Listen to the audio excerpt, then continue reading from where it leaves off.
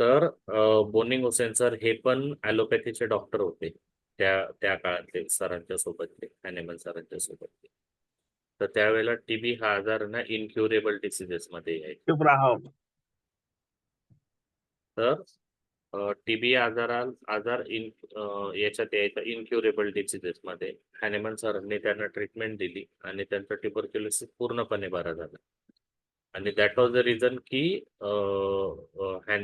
Doctor boning Hussain होमिओपॅथीकडे वळले आणि आपल्याला त्यांनी एवढा सगळा जो काही ट्रेजर आहे पुढे तो सगळा होमिओपॅथीचा खजिना आपल्या पुढे त्यांनी आणून ठेवला. तर हे जर आपण डोक्यात घेतलं तर to cure as it is come. As it is come म्हणजे ऑर्गॅनलमध्ये जे लिहिलेलं आहे त्यानुसार. तर आलेल्या प्रत्येक पेशंटला आपण क्युअर करण्याचाच प्रयत्न केला पाहिजे हॅनेमन सरांनी सांगितलेलं आहे. तुमच्याकडे स्टेज 4चा कॅन्सर असो, स्टेज 3चा असो, कोणताही असो, if you are capable, if you are have the sound knowledge of organon and the medicines, then definitely you should try to cure the patient. Palliation हे जर का आपण आपल्या डोक्यात ठेवले इथं तर आपण पॅलिएट करणार, क्युअर करण्याकडे जाणार. म्हणून हॅनेमन सरांनी त्या ठिकाणी त्या पद्धतीने लिहून ठेवलेलं आहे. तर ज्यांनी कोणी क्युअर करण्याचा प्रयत्न करू हे लिहिलेलं आहे तर त्यांचं अभिनंदन. कारण की काही स्टॉलवर्ट लोकांच्या केसेस तुम्ही पण बघितलेल्या असतील मोठमोठ्या काही डॉक्टरांच्या किंवा आपलं अगदीच आजूबाजूला पण चालतात की कॅन्सरचे डॉक्युमेंटेड क्युअर केसेस भरपूर ठिकाणी आतापर्यंत झालेल्या आहेत. कॅन्सरला जर आपण आजच्या काळात जर का आपण म्हटलं तर कॅन्सर इनक्युरेबल डिसीज.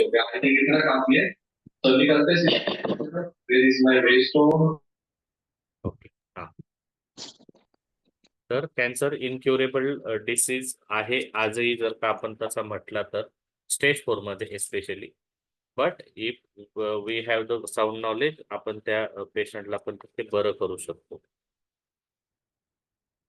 त्यानंतर आता म्हणजे मी जे आता ऑर्गॅनन आपण सुरू केलेलं आहे सरांच्या अंडर शिकायला, त्यानंतर काही गोष्टी ज्या मला तुमच्याशी डिस्कस करायच्या होत्या. आज बाय द वे सर थोडंसं हे करणार आहेत की लेट जॉईन होणार आहेत 10-15 मिनिटं. हा, सर गुड इव्हनिंग. बॉटनिकल आलोय सर एक्सपर्ट आता. होते थोडं. हा, हॅलो. तर हा, हॅलो, आलेत सर? आलोय सर आता. हो sir. Okay okay okay sir. मग सर ओव्हर टू यू. तुमचं मी माझा कंप्लीट करून नंतर घ्या सर. काही नाही, नाही सर, करून मी घ्या सर मध्ये कंप्लीट. जिथे कुठे मला वेळ भेटेल तिथे चालू करेल सर. येऊन जातो. बरं सर. मीटिंग अशीच रेकॉर्ड सुरू ऑन ठेवायची की ऑन नवीन जॉईन केलं करायची? ऑन केलं. हा सर. सुरू ठेवायची की नवीन जॉईन करायची? नाही ना? नाही सर, ॲज इट इज. तुम्ही दिसत नाहीत मला. Okay okay. दिसतोय? नाही, व्हिडिओ चालू आहे व्हिडिओ माझा. हा, आले आले आले आले आले. Okay sir. ओके. किती 12 झाले होते ना सर आपले? येस सर, 12 झाले होते मागच्या वेळेला. ठीक आहे. 12 पर्यंत कोणाला काही अडचण? ज्याला अडचण असेल त्यांनी स्वतःला अनम्यूट करा आणि बोला.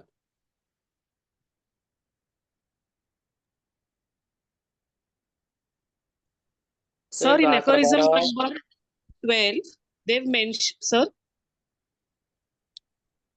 Hello. बोला मॅडम. हॅलो. बोला. In aphorism number 12, they've mentioned that the smallpox also gets transmitted through energy which is not seen, something like that.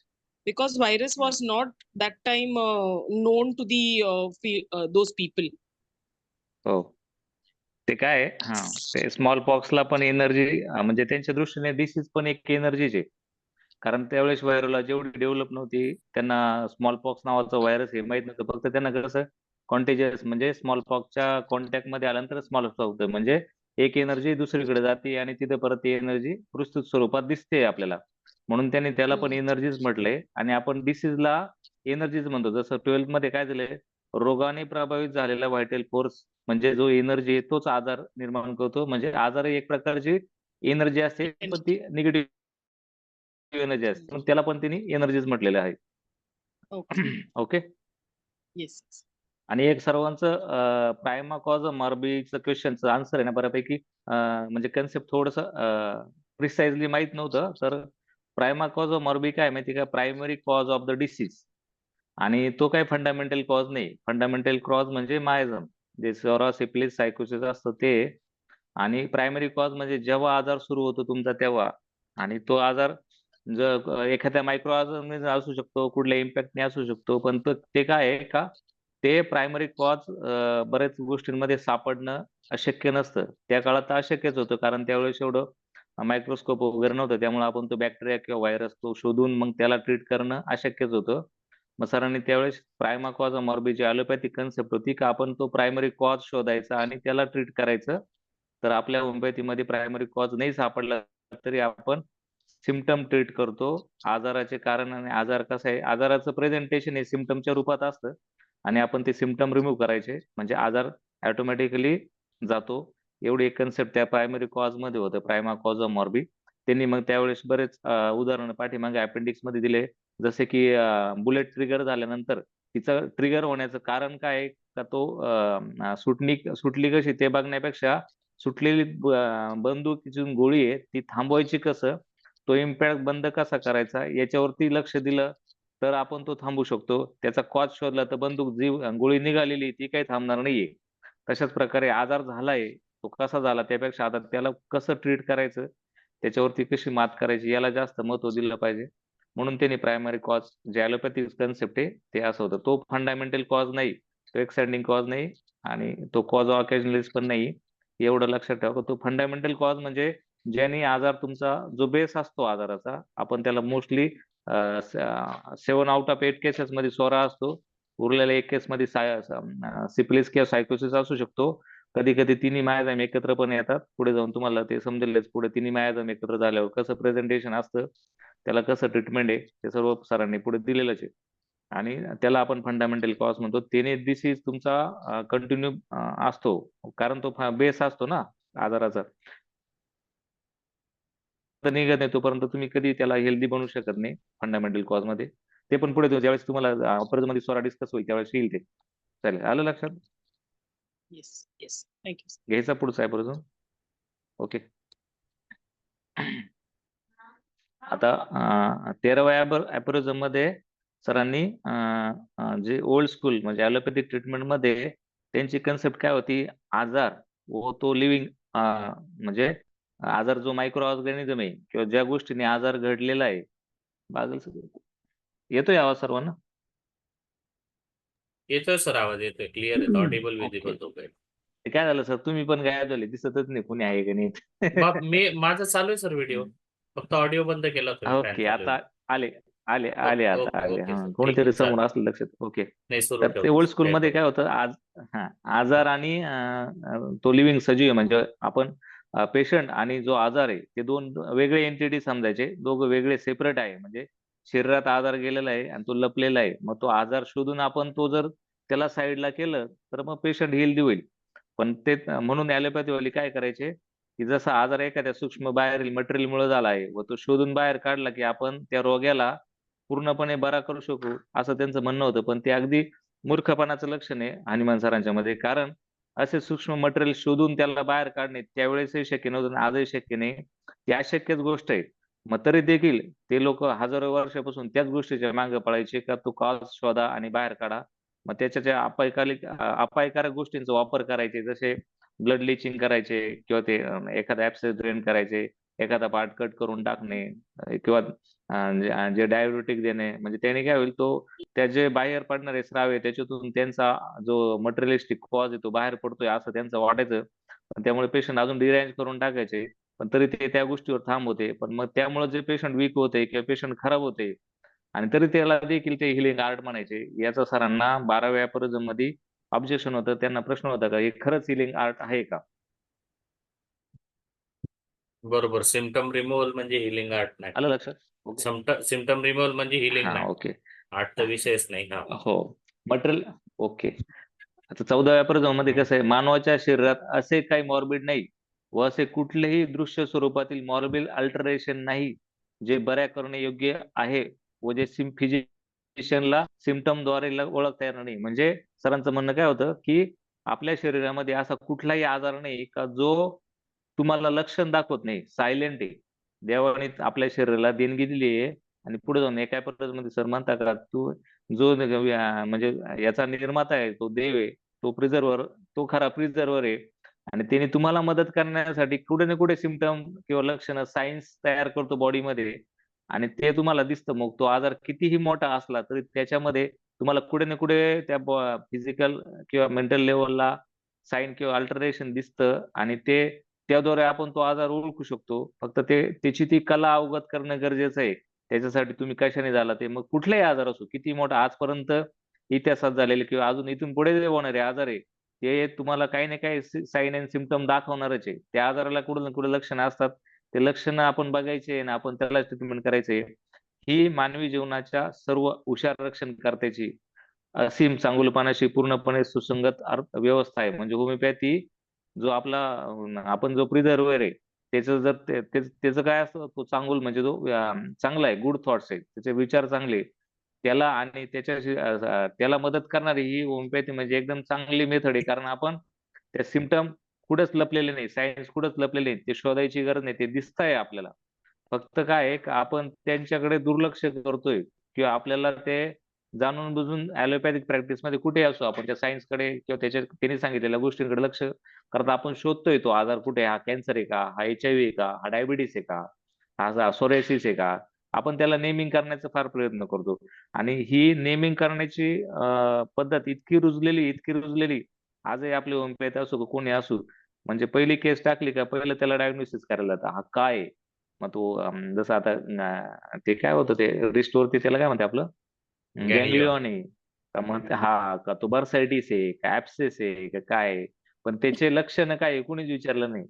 म्हणजे म्हणजे डे 1च्या ऍप्रोजन पासून तुम्ही 294 पर्यंत जरी गेले तुम्हाला सर प्रत्येक ठिकाणी सांगताय का सर एवढे फ्रस्ट्रेट आहे त्या गोष्टीला त्या काळात पण अजून पण आपण फ्रस्ट्रेट आहे का तुम्ही सिम्पटम सोडून बाकीच्या सगळ्या गोष्टींकडे लक्ष देते असं का होतं? सर बोला मी ना सर. असा बोट केला म्हणजे मी बोलत जाईल म्हणजे इतरांना हा थोडंसं हो अजून कनेक्ट होईल आलं ते. आपण जे कारण होमिओपॅथीमध्ये म्हणतो ना की काय म्हणतो ना त्याला डायग्नोसिस आपल्याला गरजेचं राहत नाही होमिओपॅथीमध्ये आपण जे म्हणतो किंवा डायग्नोसिस एका लिमिट पर्यंत हम्म, गरजेचं असावं हे. तर हा म्हणजे आता इथं जे सरांनी सांगितलं आणि इथपासून ऍक्च्युअली सुरू झालेलं आहे की डायग्नोसिस हो कितपत गरजेचं आहे आणि कितपत गरजेचं नाहीये. बरोबर ना सर? बरोबर सर बरोबर. म्हणजे हा कसं आहे गँग्लिऑन हा, गँग्लिऑन आहे का तो बर्सेटिस आहे पण मग तो राईट हँडवर आहे रिस्टवर आहे हे त्याचं लोकेशन झालं त्याची साईड झाली जे कदाचित त्याला म्हणजे अग्रेवेशन आहे हा काय आहे? त्याला मॉडॅलिटीज आहेत त्याच्या ते कशामुळे झालं ते बघणं आहे गरजेचं. आपण ते सगळं सोडून दिलं मग आपण म्हणणार कोणीतरी रुटा द्यायचं कोणीतरी बेंझोइक ऍसिड द्यायचं पण ते बेंझोइक ऍसिडचं काय कॅरेक्टरिस्टिक इंडिकेशन आहे ते दिसतं का नाही दिसतं काही घेणं नाही. म्हणजे मी डायबिटीस प्रोटोकॉल न टाकण्याचं कारण सर ग्रुपवर मला ऑर्गॅनम हम्म. तुमच्याकडून शिकायला आणि मी पण माझ्या पद्धतीने सुरू केलंय वाचन अभ्यास करणं. पण मला आता करायचं जेन्युइनली मला पण म्हणजे वाटायला लागलेलं आहे की I should not promote such a things. चुकीचं आहे हा हा म्हणजे अनलेस अँड अंटिल खूप कोणी अडलेलं राहिलं तर मी चुकीचं रॉंग पर्सनली आहे. एखाद्याला सांगू हम्म. शकतो की बाबा ठीक हा आहे तुझी एखादी कशा केस सुटत नाही पेशंट हो उठण्यापेक्षा मी तुला सांगून देतो बट असं नाही होणार इथून पुढे की हॅपॅझार्डली मी माझ्याकडे काहीतरी आहे आणि मी ते देऊन टाकलं. सॉरी कंटिन्यू सर आता. आता त्याचा एक किस्सा सांगतो त्याच्या मागच्या आठवड्यात आपल्या ग्रुपमध्ये एक मेंबर आहे त्यांनी असंच केस घेतली आणि कॉल केला मला की असं अशी केस आहे आणि असे सिमटम आहे तर सर काहीतरी रेमेडी सांगा. तर म्हटलं ठीक आहे तुम्हाला काय वाटतो? नाही मी काही विचारच नाही केला. म्हटलं मी सांगेल कदाचित तो बरा पण होईल त्याच्यात तुम्हाला काय फायदा आहे म्हटलं किंवा तुम्ही कॉम्बिनेशन द्याल काहीतरी कराल तुम्हाला काय फायदा आहे तुम्ही एक काम करा तुम्हाला जी वाटते ना एकच होईल तो बरा होईल नाही तर नाही होणार. बरा झाला तर तुम्हाला ती रेमेडी शिकायला भेटेल नाही बरा हे झालं तर पुढे तुमचा ट्रायल अपोरिझम मध्ये व्यर्थ येणार आहे. गेला. हे हा पुढे कुठल्या तरी आणि अपोरिझम मग मध्ये येणार आहे, मी मग वाचलंय ते. हा मग म्हणजे आज आपण नाही त्यांनी का मला सिमिलर कॉल केला. रेमेडीज म्हणतो की 2 रेमेडीज आपल्याला सारख्या दिसत आहेत हम्म, कोणती द्यायची. मी वाचलंय सर हे येतात कुठेतरी हा आता. तिथे येतं ते हो की तिथे हॅनिमन सर बरोबर सांगतात तुम्हाला जी हो वाटते ती देऊन टाका एक तर बरा होईल नाही तर बरा नाही 100% द्या. होणार. हो बरोबर. आता पुढे जे काय प्रॉब्लेम आहे आपण आता 22-23 पर्यंत गेलो तर 23 मध्ये त्यांनी म्हटलेलं आहे सर की हम्म. ज्यावेळेस तुम्हाला टोटॅलिटी नुसार तुम्हाला मॅक्झिमम सिम्पटम कव्हर करणारी मेडिसिन द्यायची आहे नॉट ऑल आणि सगळीकडे असंच आहे सगळे सिम्पटम कव्हर करणारी मेडिसिन कारण ते असं होतच नाही का एका व्यक्ती तसं असतं तर मग जेवढे माणसं आहेत त्या प्रत्येकाला एक मेडिसिन तयार करून ठेवावं लागली असते. त्यामुळं ते तुम्हाला जेवढे मॅक्झिमम सिम्पटम कव्हर होतील अशी रेमेडी द्यायची आहे. आणि मग त्या सरांचा किस्सा सांगतो का त्यांनी मेडिसिन दिल्यानंतर त्यांनी आज मला सांगितलं का ते बाबा मी दिलेल्या मेडिसिन बरे झाले बरं का त्यांनी जी मेडिसिन दिली म्हणजे काय झालं मग ते म्हणे का आता मला ती मेडिसिन कशी दिली आणि का दिली आणि ते का वाचलं त्याच्यामुळे ती मेडिसिन आता कायमची लक्षात राहिली. म्हणजे असं शिकायचंय तुम्हाला कोणी असो तिथं, प्रॅक्टिकल की बरोबर. तुम्ही तुमचा प्रयत्न करा, प्रॅक्टिकली तुम्ही मेडिसिन द्या. फक्त कसं आहे हे बघा, जे कॉम्बिनेशन असतात ते देऊ नका, मदर टिंचर देऊ नका. कारण की काय आहे माहिती का, कॉम्बिनेशन दिल्याने रिझल्ट येणारच आहे तुम्हाला. तुम्ही ड्रग ऍफिनिटी शिकले ना, तर 4 पैकी एकाला जर तिथे सिम्पटम ऍफिनिटी असेल तर ती वर्क करेल, बाकीचे 3 करणार नाही. पण जर जास्त ससेप्टेबल पेशंट असेल, जसं बच्चू असेल किंवा ओल्ड एज पेशंट असेल किंवा जास्त वीक असेल, त्यावेळेस बाकीचे 3 रेमेडी पण ऍक्ट करा, त्यावेळेस अग्रवेशन होईल, पेशंट खराब होईल. पण जर एकदम रोबस्ट पर्सनॅलिटी त्याला आणि तुम्ही कॉम्बिनेशन दिलंय आणि एक त्या त्या 4 पैकी एकाला ऍफिनिटी ती तिथं वर्क करेल आणि तो पेशंट बरा होईल. पण ते दुर्दैवाने होईल काय, तो पेशंट तुम्ही कोणत्या मेडिसिनने बरा केलाय तुम्हाला कधीच कळणार नाही. मग तुम्ही प्रत्येकाला थोडी कॉम्बिनेशन देणार आहे. तुम्ही एक मेडिसिन दिली, त्या मेडिसिनने जो पेशंट बरा होईल त्या पेशंट नुसार तुम्हाला शिकायला भेटेल रेमेडी. आणि तसंच मॅट्रामॅटिका शिकता येतं. असं तुम्ही किती रेफर केलं, 4 मेडिसिन वाचल्यानंतर 5वी मेडिसिनच्या वेळेस पहिला मेडिसिन आपण विसरून गेलेलो असतो. असं कधी मेमराईज होत नाही आणि कधी करायचा प्रयत्न करायचा नाही. तुम्ही प्रॅक्टिकली मेडिसिन द्या, सिम्पटम बघा, ते दिल्यानंतर ती जर बरी झाली, त्या सरांना मी ते सांगितलं, आता जाऊन तुम्ही तो पूर्ण ड्रग वाचा. त्या बाबांमध्ये जे मेडिसिनचे काही सिम्पटम जे बाबांनी सांगितले ते होते का, बाबाला ते परत विचारा. म्हणजे तुम्हाला ते पूर्ण क्रॉस चेक कन्फर्म सुद्धा होतील करता येईल, काही बरोबर. बाबा का बरे झाले, कन्फर्म होऊन जाईल. अशा पद्धतीने शिकलं तर अजून जास्त बेटर राहील. चालेल, 15 घ्यायचं sir. Yes sir. Okay. Vital force जो सर्व शरीरास नियंत्रित करतो, तो भ्रमिष्ट झाल्यानंतर म्हणजे धीरान झाल्यानंतर दिसणारी लक्षणे जे आपल्याला दिसतात, ओळखू येतात, त्यावेळेच्या आजारास दर्शवितात. म्हणजे जे आपण साइन अँड सिम्पटम बघतोय, परसेप्शन पेशंटने सांगितलेले, रिलेटिव्हने सांगितलेले, आपण ऑब्झर्व केले, ते लक्षणे व आजार हा एकच असतो. त्या दोघांमध्ये भिन्नता काहीच नसते. ऑर्गॅनिझम हा एक मटेरियल इन्स्ट्रुमेंट आहे. आता याच्यामध्ये सरांनी या मध्ये व्हायटल फोर्स जो इमटेरियल आहे आणि तुमचं शरीर हे मटेरियल आहे, हे दोघं आपण युनिक एंटिटी समजायची. कारण की कसं आहे माहिती का, ऑर्गॅनिझम हा एक मटेरियल इन्स्ट्रुमेंट आहे आणि पण व्हायटल फोर्स शिवाय त्याच्या अस्तित्वाची कल्पनाच आपण करू शकत नाही. जसं एखाद्या बॉडीमध्ये व्हायटल फोर्स नसला तर त्या अस्तित्वाला आपण नाव सुद्धा देत नाही. आपण म्हणतो ही बॉडी इथून न्या आणि तिकडे उचला, म्हणजे त्या मिनिटाला त्याचं नाव किंवा अस्तित्व मिटून जातं. तसंच बरोबर आहे, बरोबर. होय की नाही. तसंच व्हायटल फोर्सचे अस्तित्व सुद्धा त्या मटेरियल इन्स्ट्रुमेंट मुळेच असतं. कारण तो इमटेरियल व्हायटल फोर्सला जर राहायला शरीरच नसलं तर तो व्हायटल फोर्स दिसणार कसं, तो त्याचे एक्सप्रेशन दाखवणार कोणाला, कशा मार्फत दाखवणार. म्हणजे काय, दोघं एकमेकांना पूरक आहे आणि ते दोघं वेगळे नसून एकच आहे. फक्त आपण आकलनासाठी, समजण्यासाठी त्या दोघांना वेगवेगळं समजतो, व्हायटल फोर्सला आणि शरीरात. पण ते दोघं वेगळे नाहीये, ते ऑलरेडी एक आहे. दोघं एकमेकाशिवाय कार्यच करू शकत नाही. असं ते सरांनी 15व्या परिजन मध्ये सांगितलेलं आहे. म्हणजे व्हायटल फोर्स प्लस शरीर एक युनिक एंटिटी आहे. आपण त्यांना वेगळं समजण्याची गरज नाही. आणि आपण त्यामुळे त्या शरीरावरती लक्षणं दिसतात, जसं तुम्हाला एक्झिमा दिसलाय आणि माइंडचे सिम्पटम आहे जे व्हायटल फोर्स आपल्याला मनामध्ये दाखवतंय. या सगळ्यांचा विचार करायचा. नुसतं कोणती तरी एक गोष्ट घेऊन चालून आपल्याला भागणारच नाही. आपण त्या मटेरियलिस्टिक जे म्हणजे ज्या शरीराने काय तुम्हाला दाखवलेलं आहे, काय त्या व्हायटल फोर्स दाखवलेलं, त्या सगळ्या गोष्टींची टोटलिटी करायची, त्याला युनिकच समजायचं. कुठल्याही एका गोष्टीकडे कधीच पळायचं नाहीये. आज थोडक्यात 15 मध्ये सरांना सांगायचे. ओके. Yes sir. 16वा. फास्ट नाही होते ना? हा, ओके. नाही सर, चालू द्या. हा, आता कसं लिंक लागल्यामुळे आपल्याला ते पटपट समजत चालतं नाही का.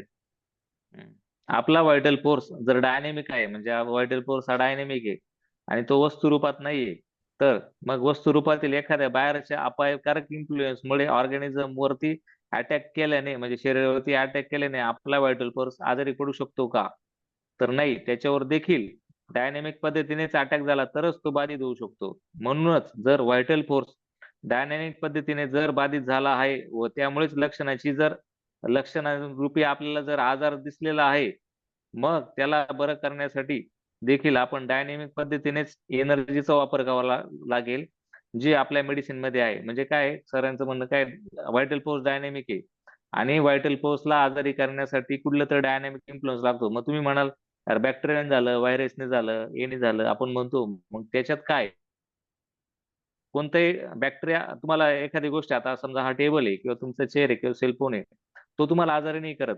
आजारी करण्यासाठी कुठेतरी सजीवच लागतो आपल्याला, बॅक्टेरिया व्हायरस. म्हणजे त्याच्यामध्ये पण एक डायनॅमिक एनर्जी असते. तो बॅक्टेरिया किती छोटा असो, व्हायरस किती छोटा असो, त्याचा डायनॅमिक इन्फ्लुअन्स आपल्या व्हायटल फोर्सच्या इन्फ्लुअन्सला अफेक्ट करतो ना आपण आजार होतो.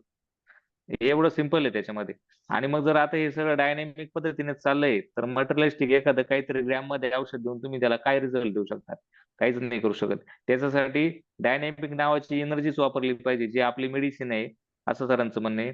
आणि ती आपल्या मेडिसिन मध्ये ती एनर्जी आहे थ्रू द सेन्सिटिव्ह नर्व्स, म्हणजे आपण ज्या मागे बघितलं कसं द्यायचं, त्या सेन्सिटिव्ह नर्व्सच्या थ्रू ती एनर्जी आपल्या शरीरात जाते. आणि म्हणून फिजिशियनने काळजीपूर्वक ऑब्झर्व करावे व इन्व्हेस्टिगेट करावे, टोटॅलिटी फॉर्म करावी व त्या आधारे रेमेडी देऊनच रोग्यास आपण पूर्ण बरा करू शकतो याच्यावरती ठाम राहावे. आलं लक्षात? म्हणजे कसं आहे का, ही डायनॅमिक प्रिन्सिपल आहे आपली मेडिसिन. आता याच्यामध्ये त्याच्यामुळे ते जे लॉट जो डोस आहे किंवा क्वांटिटी आहे, अजून आपल्याला आहे ना असं म्हणजे हिंमत होत नाही का एका ग्लोबलचे काही जरी पार्ट करून आपण मेडिसिन देऊन पेशंटला बरा करू शकतो. आपल्याला कधीच ते अजून ऍक्सेप्ट नाही. म्हणजे तुम्ही जोपर्यंत मी सांगतो ना, आता वॉटर पोटॅन्सी तुम्ही आता म्हणले तर कोणीच देऊ शकत नाही. कोणी ज्यांनी एक्सपिरियन्स केलाय तेच लोक. जर आता कोणी तोच जर देऊ म्हणलं ना एवढ्या एवढ्या पाण्यामध्ये एक ग्लोबल टाकून मग ते अरे कुठे शक्य आहे का आमची? पण ज्यावेळेस तुम्हाला सगळं कळेल ना ही एनर्जी काय चीज आहे आणि ती एनर्जी आपण मेडिसिन का पद्धतीने आपण ती एनर्जी कन्वर्ट करतोय ट्रान्सफर करतोय आणि मग ते का घडतं याचं आकलन तुम्हाला इथंच होणार आहे, ज्यावेळेस तुम्हाला सरांनी का एवढा जोर दिलाय त्या गोष्टीवरती. प्रत्येक एलेम्पोटेन्सीचं कॅपॅसिटी मध्ये तेच का होतं तिथं सर. फोर्स केलाय सरांनी का? हा हा. बोला एलेम्पोटेन्सीचं ना. तेच होतं की पेशंटला सांगितलं ना हे कब्बर पाण्यात टाक, हलवून घेऊन 2 चमचे पिन, बाकीचं फेकतो तोंडाकडे पाहतो हम्म. असा. बाकीचं ओतून दे. डॉक्टर ते बाकीचं ते औषध का फेकायला फेकायचंय लावलं? खरंच. हो, ग्लास भरून ओतून द्यायचं, मग तो चमचाच घेतो ना, डायरेक्ट थेंबच घेतो मी. असं कशाला देत आहे? त्याला सांगायचं ते मंत्र टाकतो आम्ही त्याला म्हणून काय करायचं. सर मला एक प्रश्न आहे ते विचारू?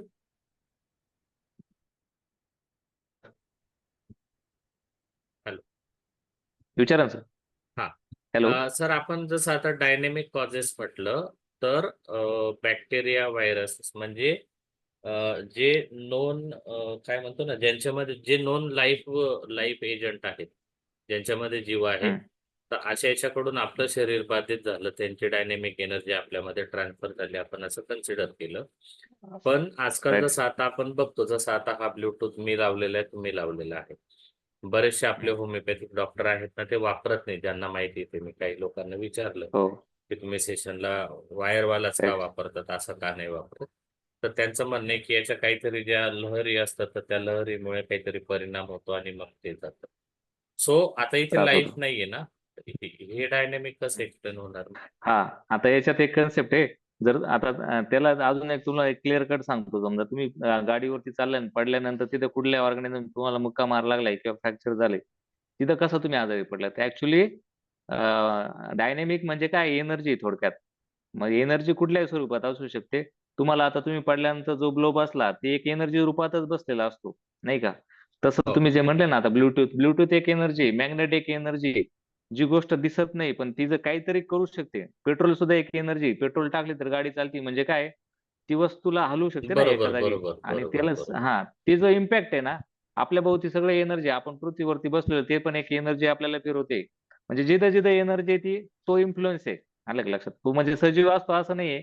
ऍक्च्युली तो इन्फ्लुएन्स तुम्हाला कशा पद्धतीने डायनॅमिक लेवललाच असतो ना, पण तो एनर्जीच असते ती कुठल्या का स्वरूपात असा ना. मला म्हणजे थोडासा असा तुम्हाला ब्लूटूथची एनर्जीच आहे. मग थोडासा असा ना विचित्र प्रश्न येतो की आजारी न पडण्यासाठी अवकाशात जायचं का मग आता जिथे एनर्जी हा, असेल. जिथे एनर्जीच नाही असं. आणि सर एनर्जी नसली आपण पण राहणार नाही, कारण आपल्याला जगण्यासाठी परत एनर्जी लागते. बरोबर बरोबर. येस. आहे का नाही? व्हायटल फोर्सला ऑक्सिजन लागतो, सगळं लागतो.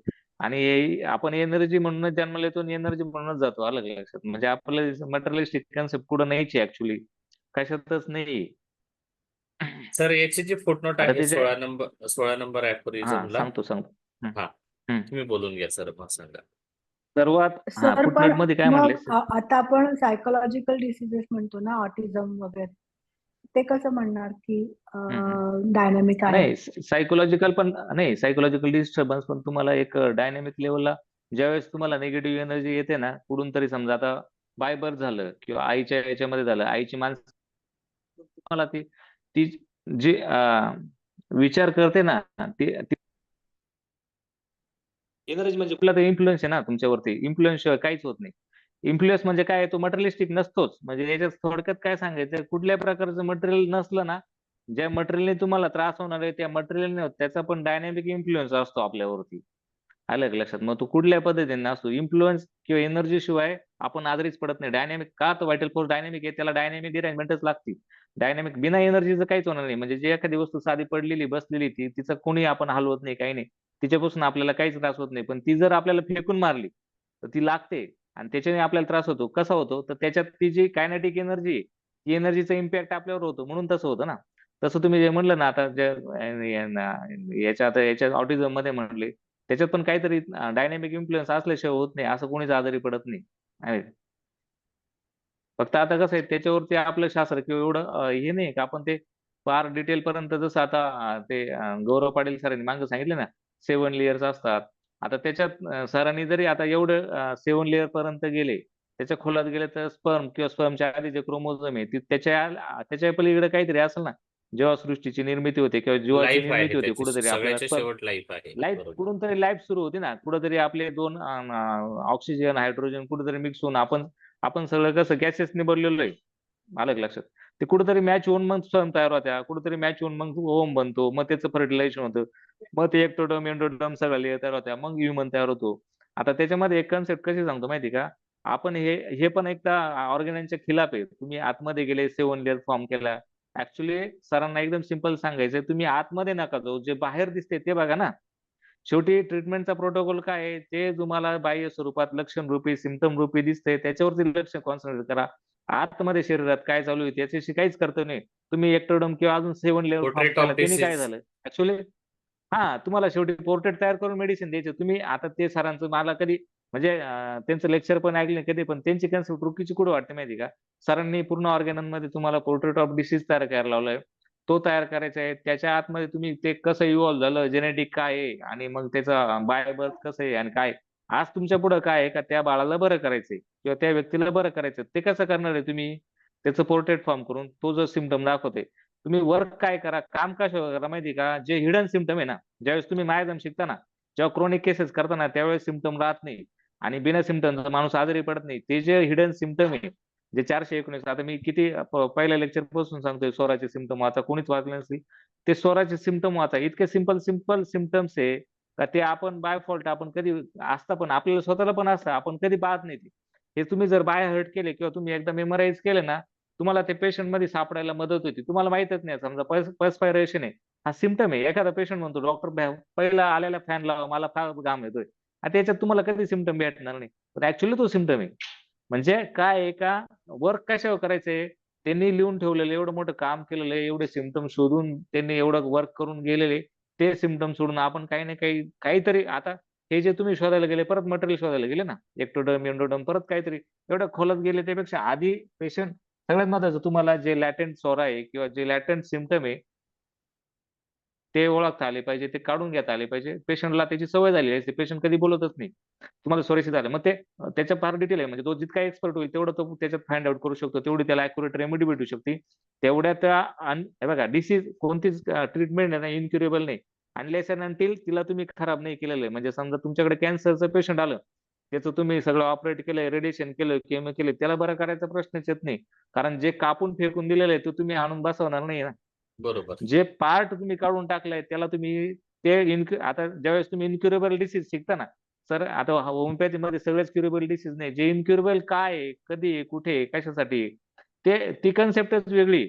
त्याला कधी कॅन्सर म्हटले नाही, हा, त्याला म्हणजे HIV म्हटले नाही, ॲलोपॅथीची कन्सेप्ट हा, मॅच नाही होत त्याला, की आपल्याकडे गरजच हेमोफिलिया नाही आला, कॅन्सर. सिकल सेल आला आणि आपण त्याला ऍज पर मॉडर्न मेडिसिन आपण त्याला इन्क्युरेबल म्हणतो. बट ऍज पर होमिओपॅथी तसं काही हा, ते तुम्ही आता इन्क्युरेबलच्या डेफिनेशन मध्ये बसत तसं नाही. काय बरोबर बोलताय. इन्क्युरेबल डिसीजेस फार वेगळे. इन्क्युरेबल डिसीज मध्ये जसं डबल कॉम्प्लेक्स डिसीज आहे, जसं मी एक कॅन्सरचं केलंय का, कॅन्सर तुम्ही ॲलोपॅथिक डॉक्टरने सर्व ट्रीटमेंट केलेली आहे आणि रिलॅप्स झालंय, कुठेतरी मेटास्टॅसिस झालंय आणि आता चॅलेंज घेत आहे आपले लोक का त्याला बरं करू. अशक्य गोष्ट आहे. कारण जी गोष्ट तुम्ही पूर्णपणे बिघडून टाकलेली आहे, तिथं व्हायटल फोर्स तुम्ही मटेरियल म्हणजे तिथं त्याला ती एनर्जीच ठेवली नाही, तो पार्टच ठेवला नाही ऍक्ट करायला. एक कायमचं लक्षात ठेवायचं का, शरीरात एवढी ताकद आहे, जी गोष्ट तयार केली ती परत घेऊन जाण्याची ताकद फक्त शरीरात आहे. व्हायटल फोर्स मध्ये किती मोठी गाठ काही असू, तुम्ही जर फक्त कसं आहे माहिती का, ते त्याला जे सिम्पटम आहे किंवा त्याला ती सर रेमेडी मीटिंग 1 देण्यात आपण मिनिटात संपेल, अपयशी. रिजॉईन करणार आहेत आपण पुन्हा. चालेल, ओके सर. हा सर थांबून घेऊ बोला. मग. हा, हा. तर ते जे सिम्पटम आहे आणि त्या तिथपर्यंत त्या डेप्थ पर्यंत मेडिसिन शोधायला आपण अपयशी पडतो. तेवढी आपली नॉलेज नसतं किंवा आपण त्या हेतूने बरेच जण कधी प्रॅक्टिसच करत नाही. तुम्ही 15 ते 20 वर्ष त्या गोष्टीवर काम करा ना. तुम्ही 100% रिटायरमेंटच्या वेळेस तेच काम कराल. जे कोणीच बऱ्या नाही केलं त्याच बऱ्या कराल तुम्ही. आणि ते काय 1-2 वर्षाचं काम नाही. आज मी नाही करू शकत, सर नाही करू शकत. त्याच्यासाठी तप करायला लागणार आहे. संयम ठेवावा लागणार आहे. ते पाहिजेच आहे. तुम्हाला ही लर्निंग प्रोसेस आहे. ती लाईफ टाइम लाईफ लॉंग आहे. ती लर्निंग तुम्ही बंद केलं